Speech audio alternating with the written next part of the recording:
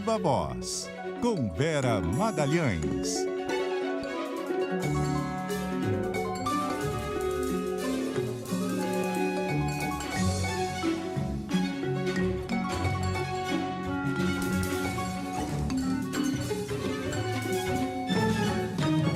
Viva a Voz, Vera Magalhães, boa noite.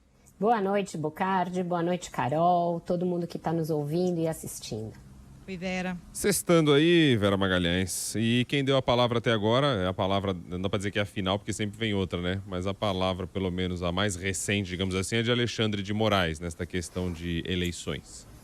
Sabe que eu pensei exatamente isso, Bocardi? Ele passou a semana quieto e resolveu fechar, a sexta-feira resolveu sextar, dando o recado dele. Em duas ocasiões. De manhã participou de um seminário numa universidade aqui de São Paulo e agora, no fim da tarde, participou de uma videoconferência do TRE do Rio, para juízes que vão atuar nas eleições. Nas duas oportunidades, ele tratou de dar recados no sentido de assegurar a realização das eleições e a sua lisura e que todos aqueles que forem eleitos em outubro serão diplomados em dezembro. E também dizer que nem o TSE nem o Supremo vão tolerar fake news, desinformação, discurso de ódio e a existência de milícias digitais para ameaçar o pleito. Com isso, ele deu uma resposta àqueles que tentam costurar algum tipo de acordo para encerrar prematuramente o inquérito das fake news que ele preside e relata.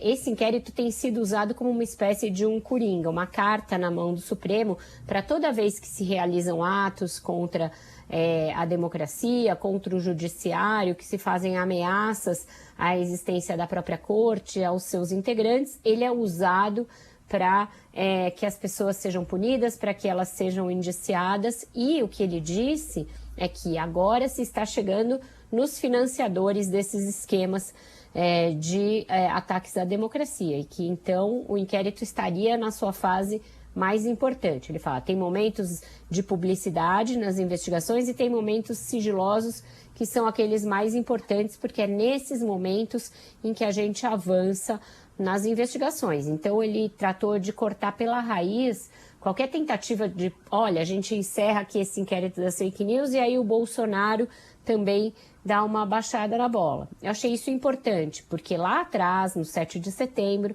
quando o presidente fez um duro ato, o Supremo foi cercado, o Bolsonaro chegou aí para palanques dizer que não cumpriria decisões judiciais, etc., o Alexandre de Moraes, naquela ocasião, aceitou a carta enviada pelo Bolsonaro por intermédio do Temer, aceitou aquele acordo de composição e tudo ficou meio na base dos panos quentes. Agora, ao dizer que não vai ser encerrado o inquérito das fake news, eu acho que ele delimita um espaço, e é o espaço de que o Supremo não vai ceder em tudo, não vai aquecer para tentar fazer com que o Bolsonaro retroceda, porque acho que ele entendeu que o Bolsonaro até retrocede por um tempo, mas tempos depois, passada a crise, ele vai lá e escala de novo. Então, achei essa sinalização do ministro importante, bem como necessária a fala dele de que todos os eleitos serão diplomados e que não tem risco nenhum a realização das eleições. Agora, não sei se o ministro fala pelo Supremo todo, né, Vera? Porque a impressão que dá é que os ministros estão assim meio atônitos e tem várias alas, né? Alguns trabalham com essa possibilidade de encerrar o inquérito das fake news, parece que o André Mendonça que estava tentando costurar, mas outros ministros dizem nos bastidores que concordam e tal. Aí vem o Moraes e dá essa declaração de que não vai acabar coisa nenhuma. O presidente Fux está meio quieto, inclusive sendo criticado porque acham que ele tinha que fazer uma defesa mais enfática. Então, assim, não está muito claro, né, qual é o caminho. Mas ele, sendo uma voz contrária ao encerramento do inquérito, fica difícil encerrá-lo, Carol, porque... Ele é o dono do inquérito, né? Ele é meio dono desse inquérito. Quando o Dias Toffoli criou esse inquérito lá nos idos de 2019, não tinha nem pandemia, Bolsonaro ainda não tinha feito nenhum dos atos, o que a gente tinha era aquele gabinete de ódio e o início das perseguições ao Supremo via redes sociais. Quando o Toffoli criou, ele já designou o Alexandre de Moraes para ser o relator e depois disso o plenário do Supremo decidiu que o inquérito era constitucional e que ele era válido, mesmo com as suas peculiaridades. Então, é um inquérito que mais ou menos está blindado. E que eu já ouvi de outros ministros do Supremo, e não só dele, e não necessariamente também dele, que esse inquérito ele era importante de permanecer aberto enquanto vigorar esse governo, justamente porque esses ataques eles são ciclotímicos, eles vêm de tempos em tempos, eles até cessam por um período, mas quando chega algum período mais ali de contenda política, de briga política, ele vai lá e o governo escala, ou seus apoiadores escalam. Então, o inquérito virou uma espécie de inquérito de contenção. Realmente, se você analisar, num ambiente de normalidade institucional e democrática, não é normal que o inquérito se prolongue ao longo de 3 anos. Mas ele virou um inquérito realmente de contenção dos excessos do bolsonarismo. Vamos falar sobre a AGU e sua manifestação relacionada a Daniel Silveira, Vera?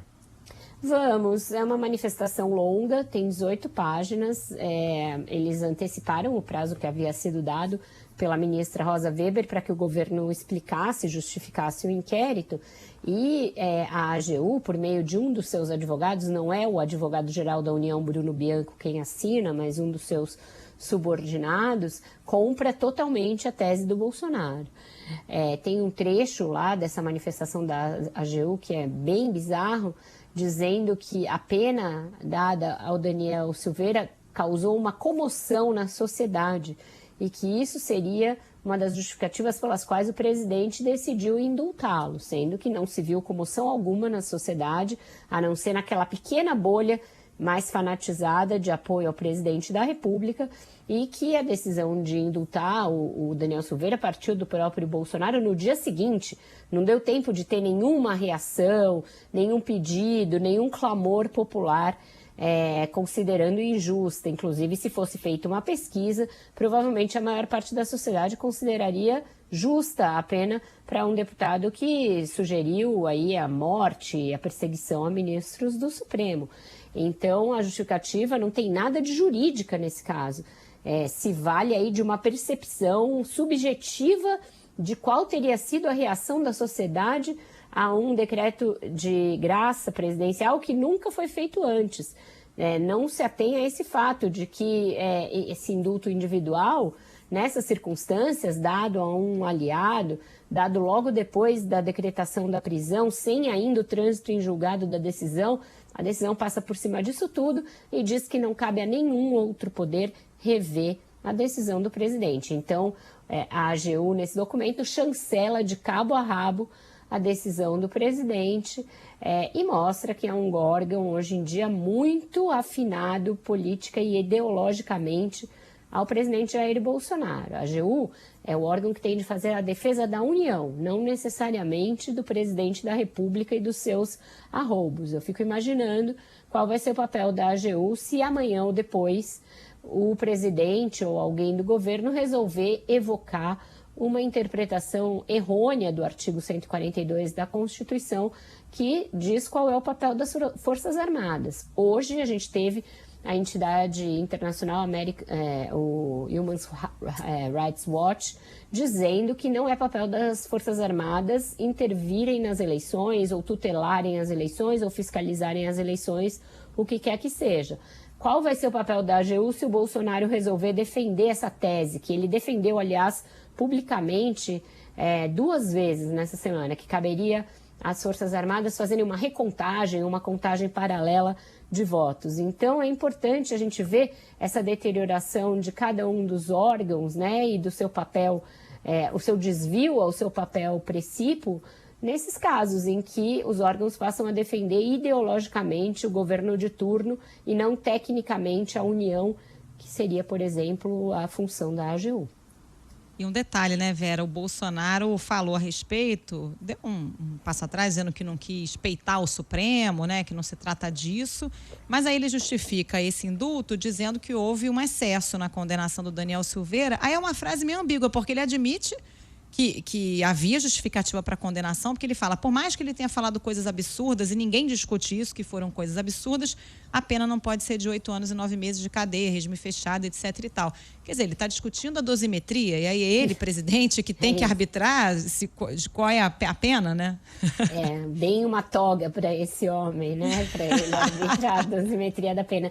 É isso, não faz sentido, é incoerente, mas, na verdade, o que ele quis de verdade foi peitar o Supremo. E o ato que ele realizou essa semana, em defesa do deputado, em defesa da suposta liberdade de expressão, mostra que ele quis peitar o Supremo. Porque se ele achasse isso que é um absurdo, o que o deputado falou, não teria necessidade de fazer um ato com ele do lado, abraçando, nomeá-lo para várias comissões. É esse conjunto de fatos que mostram a real disposição de subjugar um poder em relação ao outro, de humilhar o poder judiciário.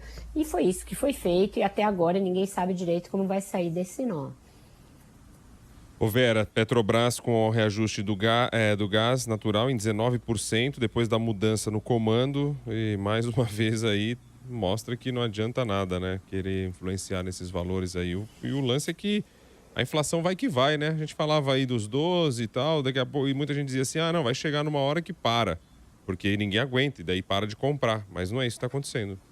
Não é isso que está acontecendo, a gente pode vir a assistir a uma recessão, né, uma diminuição do consumo, de maneira que isso afete o crescimento, porque sim, uma hora a inflação vai ser de tal magnitude que vai comprometer o consumo real das famílias, mas o governo percebe o problema, mas vai tentando, como sempre, dividir a responsabilidade, Bocardi, diante dessa constatação óbvia, né, de que não é tão simples você trocar o comando da empresa na expectativa de que vai mudar toda a política de preços, resta saber como o Bolsonaro vai fazer para se contrapor a esse aumento que segue firme e forte. A gente teve aí pelo IPCA 15 tem uma previsão de um abril com maior inflação desde o início do Plano Real, já tinha acontecido mesmo em março.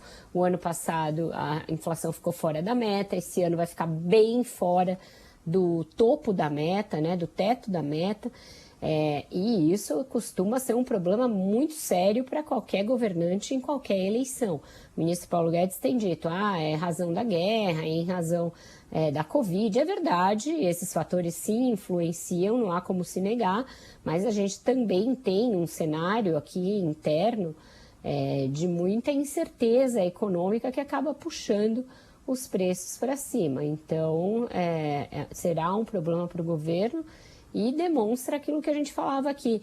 É importante quando os fatos acontecem dentro daquilo que se previu ou que se alertou, para que as pessoas, os ouvintes que não são especialistas no assunto, entendam quando a gente diz, não é que a gente concorda com o preço dos combustíveis, que a gente acha que seja bom esse aumento dos preços dos combustíveis, mas é uma realidade econômica maior do que os desígnios do presidente ou que a nossa própria vontade. É algo que está ocorrendo no mundo todo, que depende do preço internacional e que não é com a simples troca de comando de uma empresa que você resolve. Pelo contrário, ao trocar sistematicamente o comando da empresa de forma voluntarista, você desorganiza essa empresa, acaba piorando o problema. Então, agora a gente está vendo aí isso que os analistas sempre disseram, e o governo não, porque a área econômica sabe disso, mas o presidente sempre ficou fazendo muxoxo. Vamos para a música, gente? Qual é a música da sexta-feira? Hoje é curtinho.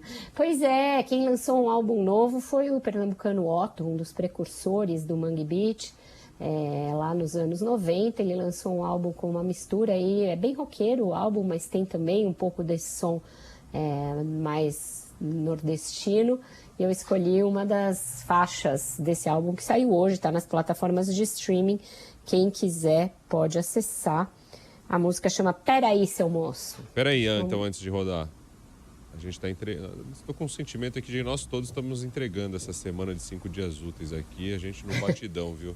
Estou percebendo esse clima aqui no tom de todo mundo, viu? Todo mundo cansado? Não vamos deixar isso transparecer assim, não. Tá, eu vou ainda pro show do Lulu, então eu tô up. Tá guardando a energia que sobra da semana pro show do ali Lulu, no Espaço das Américas. Eu ainda vou pro desfile das campeãs no sábado, que o carnaval ainda não acabou, minha Acho que é gente. só você que tá caidão, ô Bocardi. A gente tá vocês estão bem. guardando. A gente tá on. Tamo. Tô guardando, tô guardando. Tô aqui na pegada. E amanhã tem mais ainda. Tá pensando o quê? Você tem plantão, alguma Tem coisa? plantão. Deus que me livre, deixa eu bater numa madeira aqui. Aí, tá vendo? Nossa, pra quem ficou... Isso é resposta pra quem demonstrou surpresa na minha presença aqui na sexta-feira. Não vamos nós.